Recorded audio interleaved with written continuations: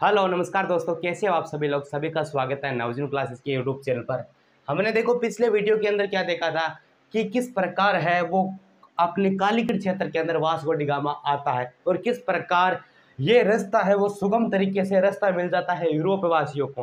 कैसे आपको मैंने बताया था कि 1453 के अंदर मैंने आपको क्या बताया था कि देखो 1453 के अंदर क्या होता है। पहले देखो इस प्रकार यहाँ से व्यापार चल रहा था, इस व्यापार चल रहा था, लेकिन ये जो तुर्की है, क्या है ये तुर्की, तुर्की ने क्या किया, कुछ तुतूनियों यहाँ पर है ना, कुछ तुतूनिया पर अधिकार कर लिया तुर्की ने। ये कौन सा क्षेत्र है, ये आपका दोस्तों तुर्की क्षेत्र अधिकार कर लिया। तो ये जो रास्ता है ये आपका है यूरोप क्षेत्र। तो ये रास्ता व्यापार के लिए बंद हो गया, किसके लिए, यूरोप के लिए। तो 1453 की बात करें, इसके अंदर क्या हुआ था, कुछ तुतूनिया पर तुर्कों का अधिकार, कुछ तुतूनिया पर तुर्कों का क्या हो गया, वर्चस्व हो गया या फिर अधिकार हो गया, हम बोल सकते हैं। कोई दिक्कत वाली बात नहीं इसके अंदर, ये चीज कर ली। अब दूसरी चीज इसके अंदर हमें क्या देखने को मिलती है, ये बात और आगे देखो एक चीज ये हो जाती है कि ये जो क्षेत्र है ना, ये जो क्षेत्र, यहाँ पर कौन से लोग थे, यहाँ पर थे अरब लोग, है ना, अरब लोग थे। तो अरबों ने क्या किया, इनको भाई मजा आता गया, बोल रहे हैं कि तुर्कों ने कुछ तुतूनिया पर अधिकार कर लिया, अब हम क्या करेंगे। ये कौन सा है, ये है दोस्तों हिंद महासागर। ये कौन सा है, हिंद महासागर। और अरबों ने बोला कि हम यहाँ से व्यापार करेंगे और अरब आगे जो हम कोई चीज बेचेंगे, वस्तु, वो क्या बेचेंगे, कर बहुत ज्यादा लगाएंगे, टैक्स लगाएंगे। तब होता क्या आपको पता है, यहाँ पर क्या है, यूरोप के अंदर स्पेन देश है, स्पेन, और स्पेन से एक यात्री भारत की खोज के लिए निकलता है और ये खोज कहाँ की कर लेता है, अमेरिका की खोज करता है, जिसका नाम था कोलंबस। और एक व्यक्ति 1487 की बात है यहाँ आ जाता है। कब की बात है ये, 1487 की। नाम क्या है, बार्थोलोमो डियाज। नाम क्या है इनका, बार्थोलोमो डियाज नाम है। जो कि किसकी खोज करता है, केप कमोरिन की, केप कमोरिन बोले तो केप ऑफ गुड होप की यहाँ पर क्या करता है, खोज करता है। केप ऑफ गुड होप, अशांतरीप द्वीप खोज करता है, केप कमोरिन द्वीप का यहाँ पर खोज कर लेता है। और बाद में आपको पता है कि 1498 में यहाँ से वास्को डी गामा निकलता है और केरल, यहाँ पर कौन सा है केरल, और भारत की खोज कौन करता है, केरल में वास्को डी गामा करता है 1498 में। ये बात कर ली। अब आज इनसे आगे की बात हम करने वाले हैं, किस प्रकार है वो आप एक बार देख सकते हो। अब किस प्रकार आगे है वो पूरी की पूरी जो बाजी है वो पलट जाती है। देखिए इस एक बार मैं इस दक्षिण अफ्रीका को मिटा देता हूँ। देखिए होता क्या है कि 1498 की बात है ना, 1498 में क्या होता है, पूरी तरीके से अधिकार हो जाता है, या फिर यहाँ पर क्या हो जाता है, कौन आ जाता है, वास्को डी गामा आ जाता है। और वास्को डी गामा किसके शासनकाल में आया था, तो यूरोप का जो प्रिंस था उस समय, इस यूरोप का वो था प्रिंस हेनरी नेविगेटर। क्या नाम था, हेनरी नेविगेटर। ये उस समय यहाँ का फ्रांस आपका यूरोप का क्या था, प्रिंस था।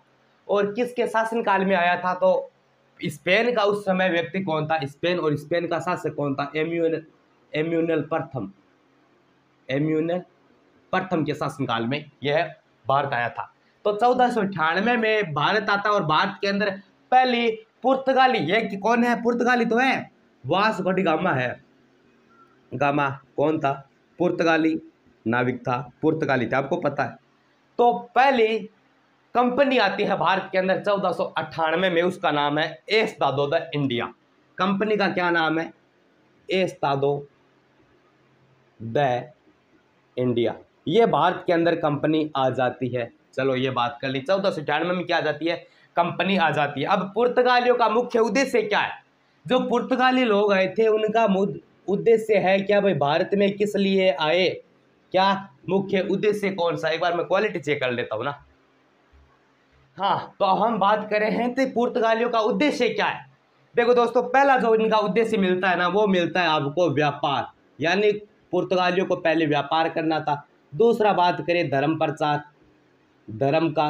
और तीसरा बात करें तो ये जो हिंद महासागर है ना, इस पर अधिकार करना था, हिंद महासागर पर अधिकार, हिंद महासागर पर क्या करना था, कब्जा करना था, अधिकार करना था। ये तीन चीज उद्देश्य किसके थे, पुर्तगालियों के थे। ठीक है, यह बात कर ली।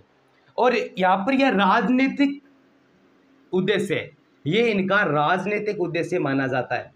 कौन सा राजनीतिक उद्देश्य माना जाता है?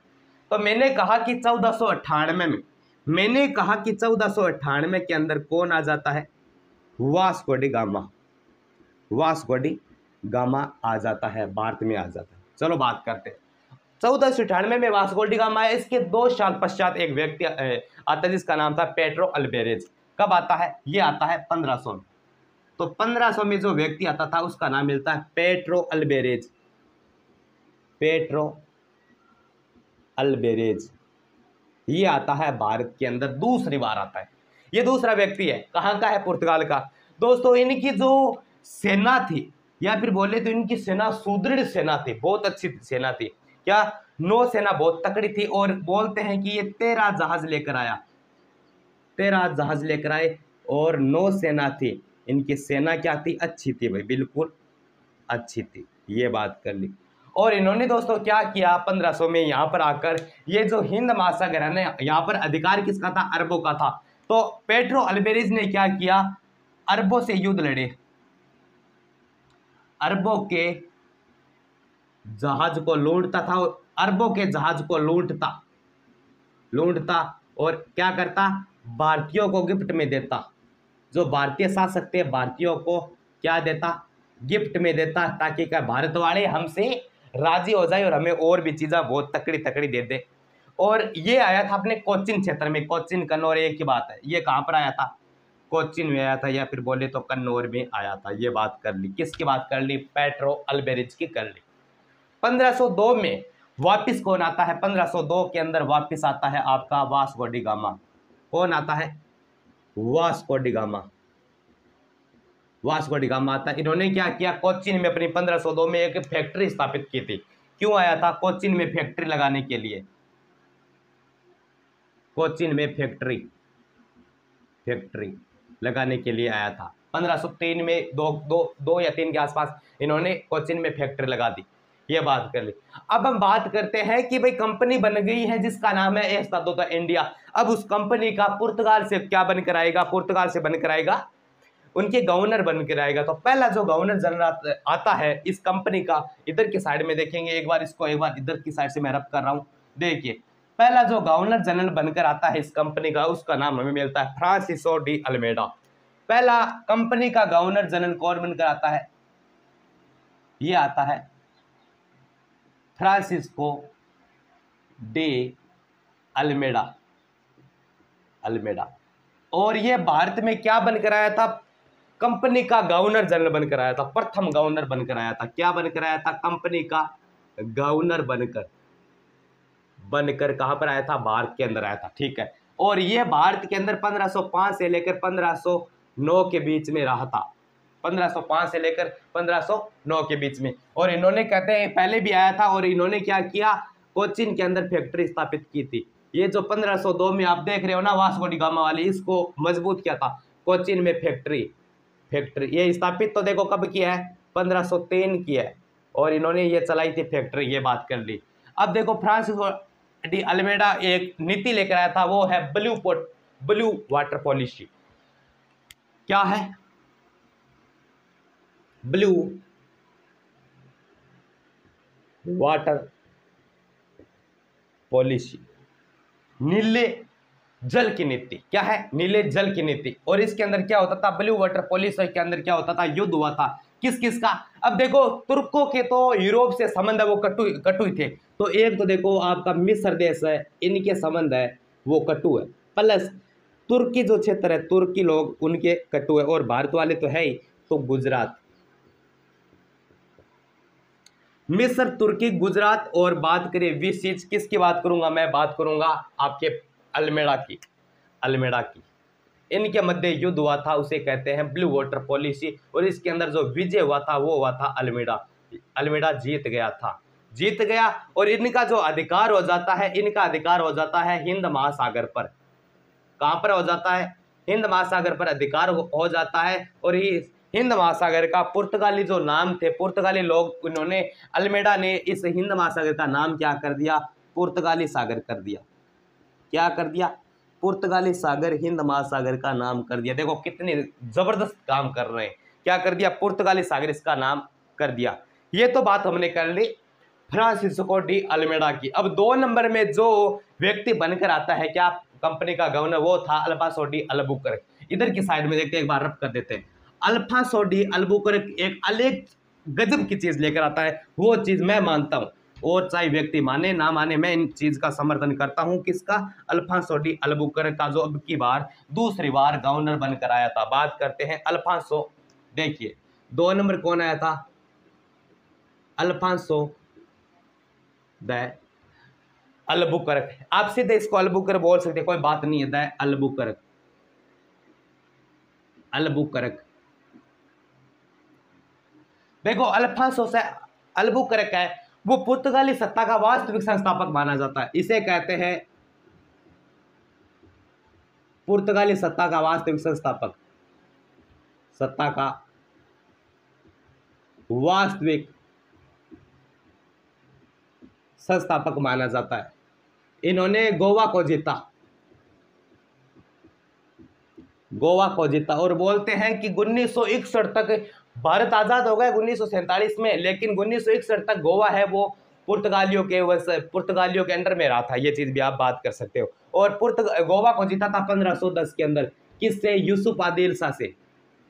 किससे जीता था, यूसुफ आदिल शाह से। ये बात कर ली। और इन्होंने एक विवाह नीति जारी की। इन्होंने क्या किया, एक विवाह नीति अपनाई, और इस विवाह नीति में क्या है कि पुर्तगाली लोग भारतीय स्त्रियों से विवाह करें। इसमें क्या है कि जो पुर्तगाली थे, इन्होंने कह दिया पुर्तगाली भारतीय महिलाओं से क्या करें, विवाह करें, विवाह करें। और इन्होंने जो भी विधवा हो चुकी थी, विधवा विवाह को पुनर्जीवित कर दिया। इन्होंने बहुत ही अच्छे से काम किए थे। सती प्रथा का विरोध किया था इन्होंने, सती प्रथा का भी विरोध किया, अंत किया सती प्रथा। दूसरा विधवा विवाह ही इन्होंने स्टार्ट किया, बाल विवाह वगैरह। देखो विधवा विवाह ऐसा है कि जिसका पति मर गया है, चल गया है, तो वो पुर्तगालियों के साथ विवाह दोबारा कर सकती है। ये चीज कर ली। अब ऐसा इन्होंने क्यों किया, इन्होंने सोचा कि अगर हम भारत के साथ वैवाहिक जो संबंध है वो अगर बना लेते हैं, तो यहाँ से हमारे क्या है संबंध है वो अच्छे हो जाएंगे, और हमें ज्यादा यहाँ पर अपने ये भाई जीजाजी वाला काम हो जाएगा ना, तो कोई दिक्कत वाली बात नहीं रहेगी। ये चीज कर ली, ठीक है ना। और 1961 के अंदर ये बात तो कर ली। और गोवा है, 1961 के अंदर पुर्तगालियों ने गोवा को छोड़ा था। पुर्तगालियों ने गोवा छोड़ा। देखो गोवा कब छोड़ा, 1961 की बात है, गोवा छोड़ा। और 1511 में मलक्का पर अधिकार किया। 1511 में इन्होंने क्या किया, मलक्का द्वीप पर अधिकार किया। मलक्का द्वीप पर क्या किया दोस्तों, अधिकार किया। ये बात कर ली। और एक हरमुज, अगर आपने फारस की खाड़ी का नाम सुना है, यूरोप और इधर की साइड में ये है ना, ये क्या है, फारस की खाड़ी है यहाँ की साइड में, तो फारस की खाड़ी पर अधिकार किया था। और कब किया था, 1515 में। और दूसरा पॉइंट आप यहाँ लिख सकते हो, इन्होंने 1515 में कहाँ पर, फारस की खाड़ी, या फिर बोलते हैं हरमुंज, या फिर बोलते हैं फारस की खाड़ी पर अधिकार। फारस की खाड़ी पर क्या किया था दोस्तों, अधिकार किया था। किसने किया था, अल्फांसो द अल्बुकर्क ने किया था। अब आता है नुन्ना डी कुन्ना, या फिर इसे कहते हैं निन्नो डी कुन्ना कहते हैं। तीसरा आता है, इधर के साइड में करेंगे। देखो पहला आ गया, दूसरा आ गया, अब तीसरा की बात करते हैं इधर की साइड में। तो एक बार इसको रब कर देते हैं, फ्रांसिस्को डी अल्मेडा को। आप नोट्स बनाओ, साथ साथ में अच्छे से नोट्स बनाओ, ताकि आपको हर एक चीज समझ में आ जाए। बात करते हैं निन्ना डी कुन्ना की। तीसरा जो आता है वो आता है निन्नो डी कुन्ना। इन्होंने कोई ज्यादा काम नहीं किया, लेकिन एक दो काम के लिए इसे विशेष जाना जाता है। 1530 में गोवा को राजधानी बनाया इन्होंने। 1530 में गोवा को क्या बनाया प्रिय साथियों, राजधानी बनाया। और बात करें इन्होंने 1535 की बात करें, तो इन्होंने दमन पर अधिकार किया। दमन पर अधिकार किया। और फिर साथियों बात करें 1559 के अंदर, तो इन्होंने दमन आ गया, और दीव पर भी अधिकार किया। दीव पर इन्होंने क्या किया फिर साथियों, अधिकार किया। यह कुछ नूना डिकुना या फिर निनो डिकुना की कुछ बातें, ठीक है, यह बात कर ली।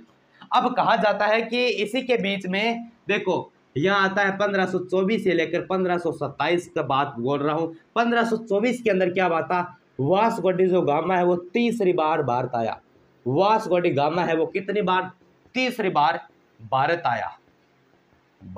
और कुछ लोग कहते हैं कि 1527 के अंदर यहाँ पर क्या हुई, वास्को डी गामा की मृत्यु हुई। भारत के अंदर वास्को डी गामा की क्या हुई दोस्तों, 1527 में मृत्यु हुई। इस प्रकार आपका वास्को डी गामा वो सल्टा था, मरा था, ये बात कर ली। अब बात करते हैं एल्फांसो फिजूजा की। ये कुछ विशेष कारणों से जाना जाता है। क्या नाम है, एल्फांसो डी सूजा फिजूजा, एक ही बात है। इधर लिखिए आप, एक बार इसको रब कर देते हैं। अल्फांसो अल्बुकर्क, जिसने विवाह की नीति अपनाई थी, और ये जो विवाह हो रहे हैं ना आज विधवा वगैरह से, यही चीज कर दी है। कुछ तो भाई पुर्तगालियों की अच्छी देन है ही, हमने हाँ अपने अच्छे के लिए किया, लेकिन कुछ तो हमें मिलता। इन एक अगला है अल्फांसो डी सूजा, अगला गवर्नर अल्फांसो डी सूजा।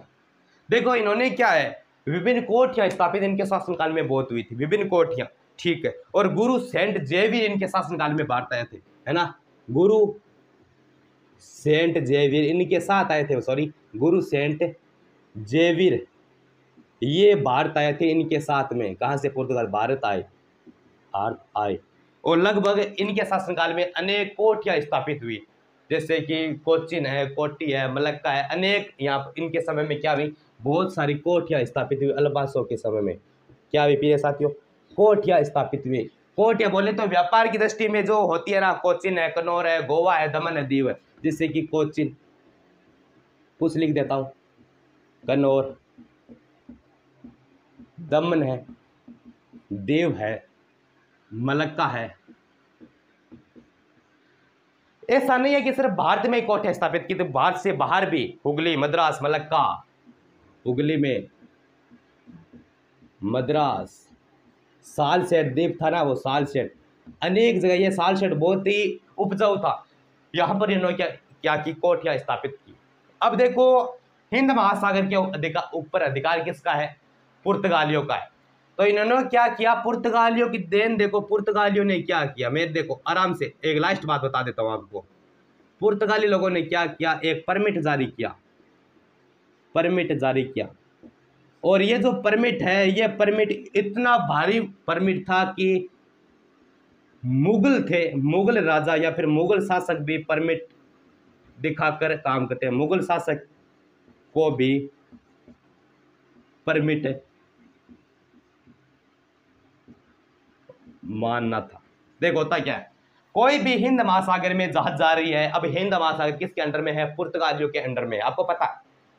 तो दोस्तों कोई भी अगर जहाज जा रही है तो जो पुर्तगाली वहां पर लोग पहले बैठे हुए थे, उनको परमिट दिखाना होता है, कागज, कि भाई आप देखो कागज है, आप व्यापार कर सकते हैं।